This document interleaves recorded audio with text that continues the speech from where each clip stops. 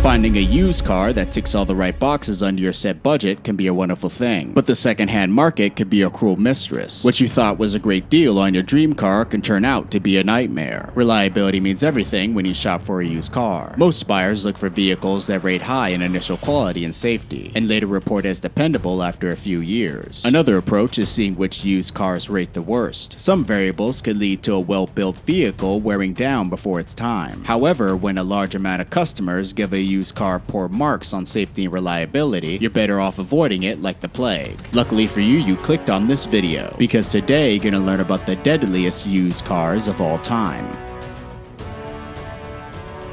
First on the list, we have the Jaguar F-Type. Buying a used Jaguar F-Type can be a lot of fun to drive around the track. However, its low reliability and history of airbag failure make it a used car purchase that should be avoided at all costs. First, the F-Type's airbags have a habit of failing. In 2019, over 7,000 vehicles were recalled due to a faulty airbag occupant classification system. When the airbags were deployed during a crash, an incorrect classification in the car's airbag system resulted in passenger frontal airbag deployment malfunction, increasing the risk of an injury in a crash. Furthermore, like so many of Jaguar's previous vehicles, the new F-Type has a very low predicted reliability rating. As a result, buyers should definitely set aside extra money for future repairs, especially when buying used, because after the car's 60,000-mile warranty runs out, you'll most likely be stuck with an expensive bill. Up next, we have the Land Rover Discovery Sport. Since the new Land Rover Discovery Sport comes with such a high price tag, many opt to purchase the SUV used, though this is definitely not the best idea considering the reliability issues. The Discovery was reported to be UK's most unreliable car by dailymail.com, with a whopping 71% of them breaking down at least once a year. On top of breaking down often, the Discovery requires a great deal of repairs as well. Some of the repairs reported by customers include transmission failure, electrical problems, brake issues, and suspension component failures. Up next, we have the Ford Super Duty. The Ford Super Duty is often a car buyer's go-to choice for a heavy-duty truck. However, buying a used model would be a mistake of epic proportions. For starters, the truck has a high amount of recalls. The first recall involved a faulty steering column causing the truck's turn signals, tail lights, hazard warning lights, and brake lights to fail at high speeds, increasing the risk of an accident tenfold. The second recall stemmed from defective wheels that could wear out the truck's brake lines, resulting in total brake failure.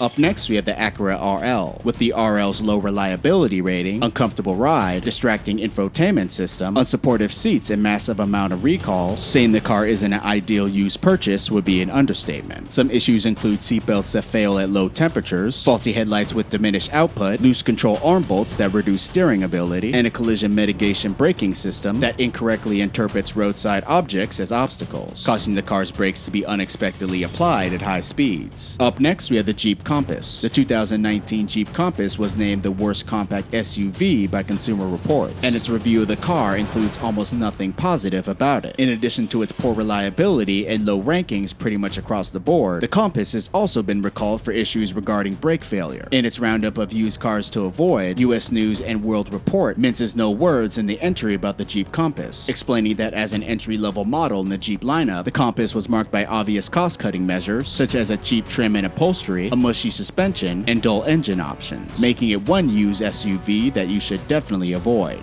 Up next, we have the Jaguar XJ. With its high starting price and low quality interior, the Jaguar XJ is not a good used luxury sedan, not even close. Like the F-Type, the Jaguar XJ's airbags have a high probability of failure. In 2016, 16 XJs were recalled due to front passenger airbag failure, increasing the risk of injury in a high-speed collision. Older used Jaguar XJ models also lack standard safety features. Most sedans in its class come standard with safety systems such as lane departure, surround view cameras, and automatic collision braking. These features are all missing in older XJ models. Up next, we have the Jeep Wrangler. The Jeep Wrangler is a great vehicle, yet the problem with buying a used Wrangler is that you don't know how it was treated by its previous owner. Another issue regarding the Wrangler is the number of recalls that have plagued it for the past 10 years. Every model since 2005 has had countless recalls for various parts. These include the brakes, the transmission, the fuel system, wiring, engine systems, emission systems, and much more. Sometimes the issues get fixed, but that's only if the owner actually took the vehicle in to have the problem rectified. Unless you could be certain of the vehicle's past, the Wrangler is a used vehicle that you should overlook.